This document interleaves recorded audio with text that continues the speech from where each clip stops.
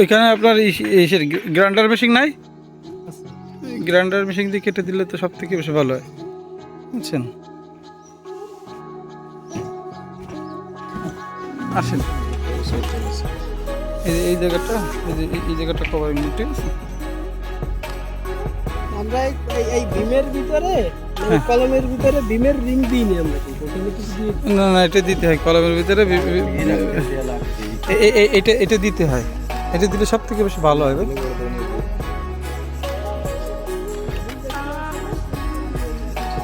জি জি জি, ভুল তো এই যে এইখানে কভারিং নাই, বুঝছেন? এই যে সাইড আছে না সুরেশ ভাই, এই কর্নার দিয়ে কভারিংটা একটু কম আছে, বুঝছেন? হ্যাঁ, এই যে এইখান দিয়ে এই যে কভারিং খুবই কম, দেখছেন? এই যে এই জায়গা দিয়ে অনেক কম কভারিং আছে। জি জি জি জি জি, অনেক কম কভারিং আছে।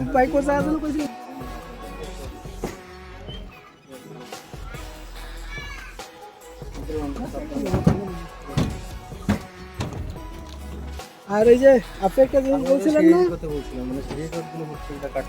এই তো সিঁড়ি রড এখানে কাটা, আমাকে এই রডটা ওই পর্যন্তই ছিল। ওই পর্যন্ত থাকার কারণে আমরা এই বিম যখন ছাড়িয়ে দিচ্ছি, ওই রডটা কোনো অবস্থায় আমরা ঢুকতে পারি না। বিমটা ছাড়ার আগে তারপরে ঢুকি নাই চেষ্টা করছিলাম। এই রডটা কি ছোট ছিল নাকি? না না, সব কাটিয়ে তারপর ল্যাপিং দিয়েছেন, তাই না? কাটার পর লেপিং, এক্সট্রা কোনো কিছু দেওয়ার দরকার নেই, কোনো প্রয়োজন নাই।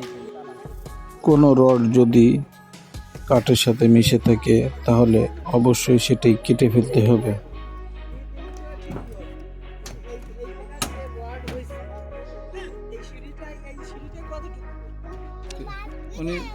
এই যে যেরকম বাহা করা আছে না, এইরকম ওই সাইডে যে পাইপগুলো সোজা আছে, হ্যাঁ না একটু হালকা।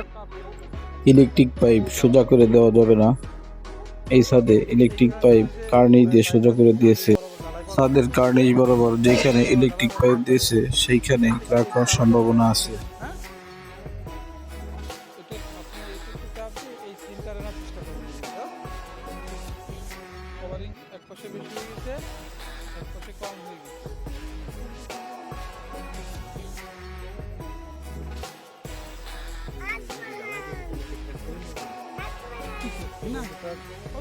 ছাদ ঢালাইয়ের পূর্বে যে যে বিষয়গুলো চেক দিতে হয়, নিচের বাঁশগুলো ঠিকঠাক মতো আছে কিনা, পচা বাঁশ থাকলে সেগুলো সরিয়ে ফেলতে হবে।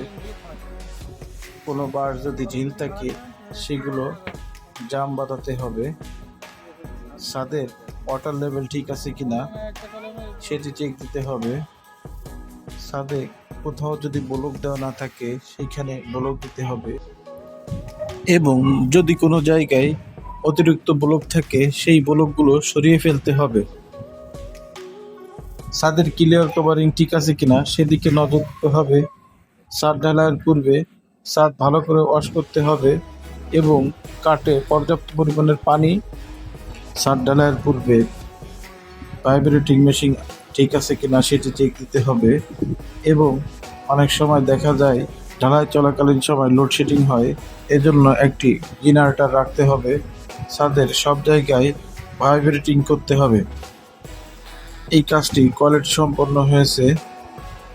আপনারা বাড়ি করার পূর্বে একজন ইঞ্জিনিয়ারের পরামর্শ নিন এবং দক্ষ একজন কন্ট্রাক্টর দিয়ে বাড়ির কাজটি করান, এতে আপনাদের বাড়ি হবে নিরাপদ। নির্মাণ বিষয়ক যে কোনো তথ্য ও পরামর্শের জন্য যোগাযোগ করুন। আসসালামু আলাইকুম রহমতুল্লাহি ওয়া বারাকাতুহু।